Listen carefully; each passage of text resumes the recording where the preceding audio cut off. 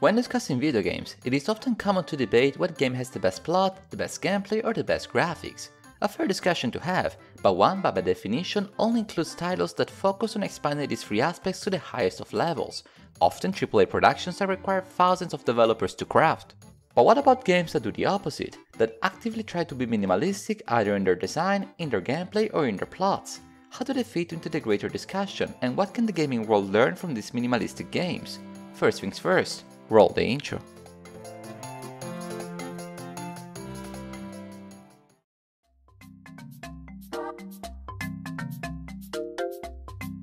I recently played the wonderful indie game Pikuniku, developed by a handful of people and published by Developer Digital, a game that looks and plays quite exactly as you see on screen. To say the game is minimalistic in its design would be saying the least. The shapes of the models are few, the colors fewer, the gameplay quite straightforward, and the plot bizarre and direct. At first, these words may sound like a critique to the game, as a net contrast to games like your Zeldas and The Witchers, filled with rich storytelling, complex gameplay, and outstanding art direction. Yet despite that, Pikuniku is one of my favorite games I've played this year, and one of the best games Epic Games Store gave for free. The reasons why I enjoy Pikuniku are the same reasons why I enjoy minimalistic games. Titles that rather than to focus on making the game as complex as possible, do the opposite. Minimize these aspects to achieve a narrower but clearer goal. The game may appear to be quite basic and elementary, and under some aspects it is, but its simplicity is functional to the gaming experience. Let me put it in other terms, minimalistic games shift the priority from making a game as complex as possible, by introducing a great quantity of elements, to rather making a game as simple yet engaging as possible. The beauty of playing these games is not found in how much a player is capable of balancing many elements all at once, like managing a whole nation in Civilization or mastering sword combat in Dark Souls. Rather, the enjoyment comes in how much a player is capable of managing a single yet key element within the game. The games in question are, as the name suggests, minimal in various aspects. These games might offer the player a very narrow scenario, where the player's choice are few. Maybe the graphics are reduced to their core, depicting an almost abstract digital environment. Perhaps the narrative aspect is unreal and avoids logic or world building. And of course, maybe a combination of these three. Note that these descriptions are not inherently negative. In many cases, less is more. The reason why games may choose to adopt a minimalistic approach in their graphics, gameplay and plot is to enhance the gaming experience, not to restrict it. Okay, maybe it is wise for me to start making examples, or this video script will become too abstract. Let us take in consideration the popular puzzle game Portal, especially the first title. Involves two games, all levels are structured in a similar way. The players find themselves in a white pale room and needs to find a way out by using the famous portal gun that does exactly what the name suggests. The titles do not allow the player to use other items, neither to seek other routes, or even to upgrade the portal gun itself. Oh no, the player has to navigate throughout the game with a single tool and their critical thinking. At first this all sounds like limitations, because well, they are, but the scope of the game is not to create complexity from various mechanics, but to use a single mechanic and create complexity around it.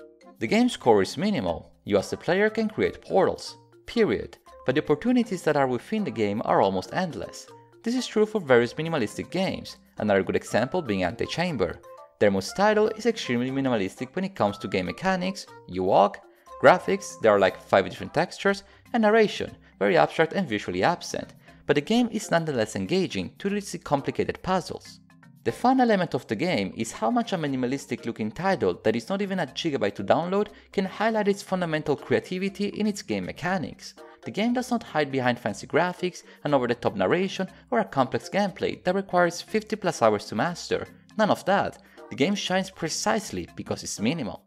There is both utility and ingenuity in structuring games this way. Since their core mechanics are complex, the portal gun for Portal and the environment navigation for Antichamber, the games do not put emphasis on other external factors such as a heavy narration or realistic environments, but rather minimize this to the essential, to enhance the gameplay.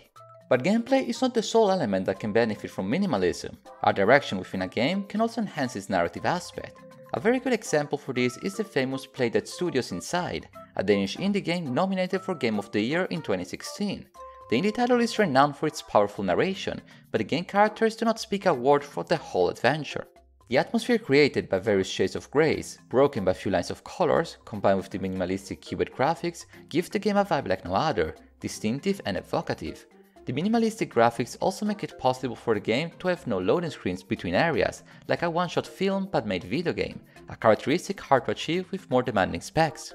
These directions may be taken due to necessity. Small indie studios simply do not have the manpower or the resources to invest into making a game photorealistic, but this does not mean that creativity is limited.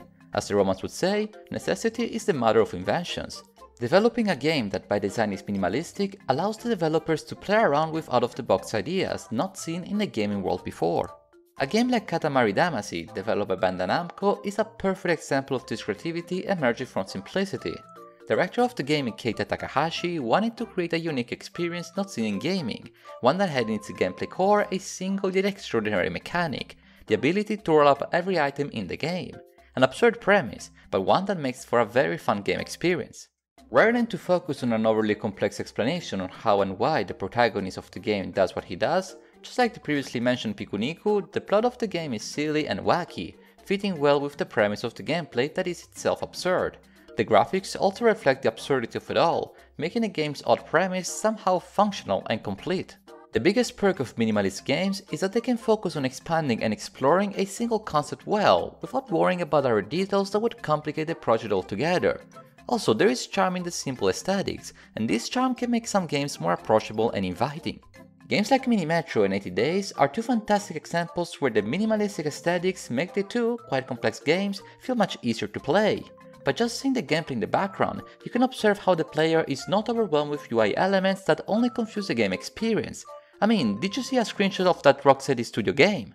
Minimalism can evoke a sense of serenity and tranquility within the game.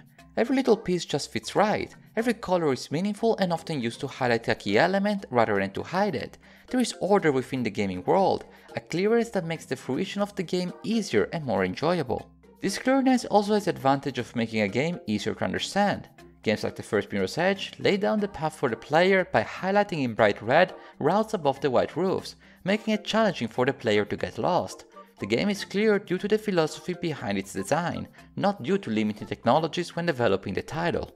Okay, maybe we have explored enough examples. Let us take a step back and address why minimalistic games are splendid and important in the gaming world in general. Whether it is narratively, graphically or gameplay-wise, minimalist games can transform the idea of gaming in so many ways by doing less than AAA productions.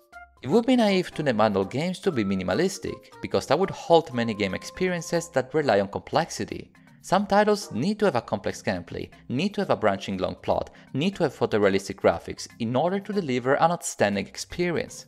But the scope of this video is to showcase that there are great advantages into not making a game experience as complex as possible. How many times did we complain that they made a title more complex just to sell an emptier experience? Far Cry 6 is much more complex than Far Cry Blood Dragon, but I would play the latter any day than the latest installment. Minimalistic games remind us that there is beauty in focusing on a single game's aspect and developing it without worrying about the rest.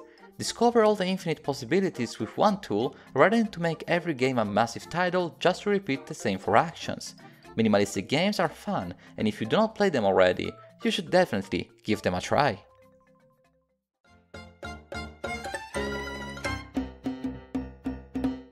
Minimalism in gaming is fascinating since it leads to wonderful game experiences by using less rather than more content. Whether the gameplay, the plot or the graphics are minimal, the side games as well as many others benefit greatly from zooming into a certain characteristic and developing a project around few if not a single core aspect. Of course, they're the right games for the right people at the right times. In some occasions I want to dive into a 50-hour adventure filled with complexities, but at times I do enjoy taking a break from big odysseys and explore more peculiar and extraordinary briefer experiences, where the focus is on one element and not the details. If you made it this far, I wanted to thank you one-to-many Minimalistic Games times for watching today's video. It is often easier to discuss and review AAA titles that offer so much content, but this does not mean that the titles listed have little to offer, and I hope after this video you'll give Minimalistic Games more chances. I wish you all a wonderful day, and until next time, arrivederci!